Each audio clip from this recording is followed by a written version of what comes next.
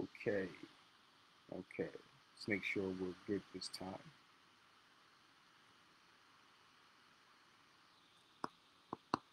Had some technical difficulties a few minutes ago. Hopefully these are cleared up. All right, cool. So let's try this again. Welcome back to Gen Sports Corner, second time around. For 7/6/2021. It's been a while since I've been live with you guys, but like I said before, no time like the present, so let's hop into it. Let's talk about the NBA Finals, then the Sixers. Then we're going to talk about the Eagles briefly. Then we're going to hop over into boxing for a brief minuto. But first things first, let's go ahead and talk about this NBA Game 1 tonight between the Phoenix Suns and the Milwaukee Bucks. Very good matchup. I really like both teams and what they were able to do to get here. I'm really excited in particular to see the Suns and how they were able to turn around their fortunes in a 2 year time span, from being the worst team in the league, damn near, to being on the cusp of their first NBA title. Let's go ahead and look at the matchups and break this thing down. So, I'm looking at the stats here for the Bucks, and obviously you have the Greek Freak putting up 28.2 points a night, 12.7 rebounds a night, and 10 defensive rebounds a night. It's really, he does what he does. We know that. Playing 37.4 minutes a game. Chris Middleton playing 39 minutes a game, putting up 23.4 points a night, 8 rebounds a night, and they're both, him and the Greek Freak, both putting up around 5 assists. So they're really solid at those spots, power forward and shooting forward. Then Drew Holiday come through the defense, giving you 17.5 points a game. Hey, let's let's talk about the our fellow former Sixers that are now in the finals between Drew Holiday and the homie on the Suns, Dario Saric, right? You have a lot of former Sixers on there, so the irony is not lost upon me. But like I said, you have a lot of high scorers on the Bucks between Greek Freak, Chris Middleton, and then a really good point guard with Drew Holiday, who was one of my favorite players with the Sixers before the process, putting up 17 and a half points a night and dishing out 8.5 dimes a game. He's really doing this thing right now. He's playing 38, 39 minutes a game. And Brook Lopez had a really good series in the Eastern Conference Finals. He really stepped up. So if he brings that same energy, that intensity, that production, they're going to be tough to beat. Now, on the flip side, look at the Suns. They're really solid across the board, and that's what I really like about them. You have Devin Booker, who is playing lights out. Just when he's on, it's hard to turn him off, man. Playing 40 minutes a game, 27 points a game, getting you 6 rebounds a game, and 4.8 assists. He's very efficient on most of his possessions. And then you have Chris Paul, the ageless wonder. He's playing out of his mind. Let me tell you something about this guy. Everywhere this man goes, he makes his team better. Whether that's the Rockets, James Harden, whether that's going to the Pelicans? Yeah, no, not Pelicans. Excuse me, the Thunder. Going to the Thunder made that team better. A whole bunch of younger players making them better. Then he goes over um, to the Suns and takes that young core and just makes them better, man. Like Devin Booker, we know what he can do, but he's like Chris Paul has reached into his soul and pulled something greater out of him. And the rest of the people on that team, DeAndre Ayton, really giving you nice production on defense and a little bit on offense in the paint. So they're solid all the way around. So in my opinion, I think that the Suns are a little bit stronger than the Bucks right now, even if Giannis wasn't hurt, which he is. And that's going to be a big factor going into game one. He's been upgraded from doubtful to questionable.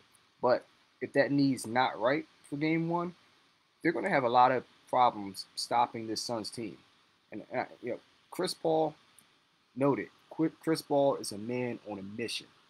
He has just been playing lights out. When it's time to put up shots and score, he's just been killing it. Let's be honest. Let's go back to that Western Conference Finals series a couple years ago against the Warriors.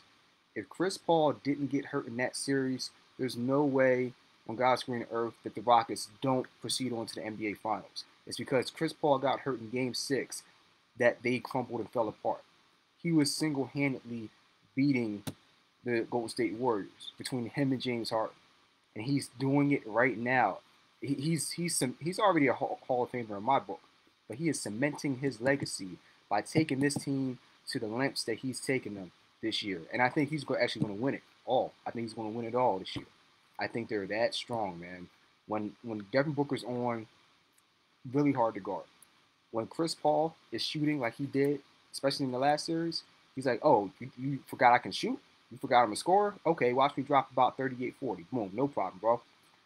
They're going to come out and they're going to do some damage. And I think they really match up well with DeAndre Ayton in the paint against the Greek Freak, because he's going to be able to give you enough on defense to be able to slow the Greek Freak down, in my opinion, especially if he's not 100%. And then they have Chris Paul, who's also a really good defender for Jrue Holiday. So I like the Suns in, I think, 6 games. I like the Suns to win this in 6.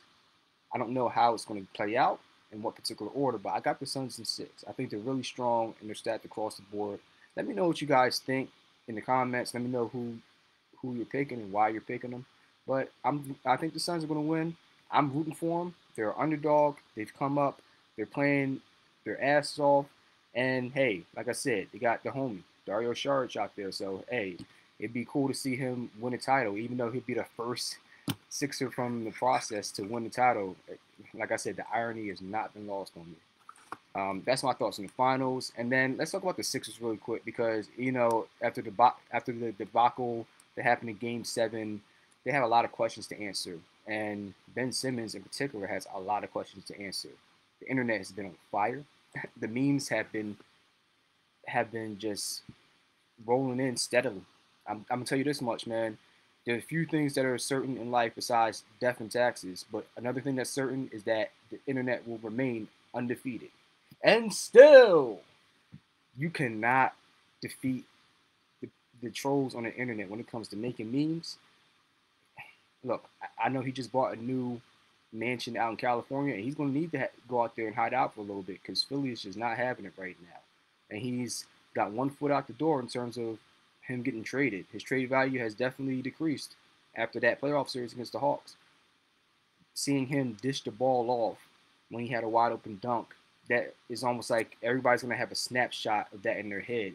And that's what the fans, our GM, and other GMs around the league, that's the last moment that they're going to remember from this season out of Ben Simmons. And, message to Ben, you don't want that to be a defining moment in your career.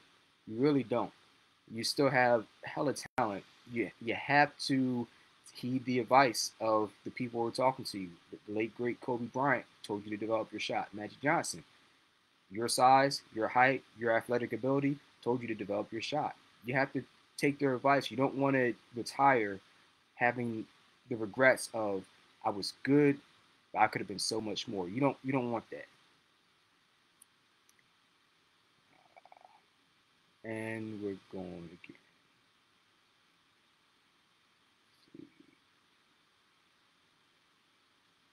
Let's just end the live. I'll do a regular pre-tape video.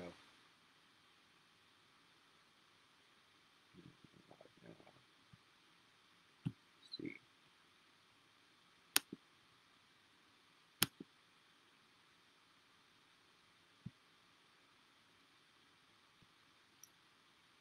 Yeah, it's crazy. I'll redo a video and post it up. My apologies for the technical difficulties. I'll get back at y'all as soon as I can. We out.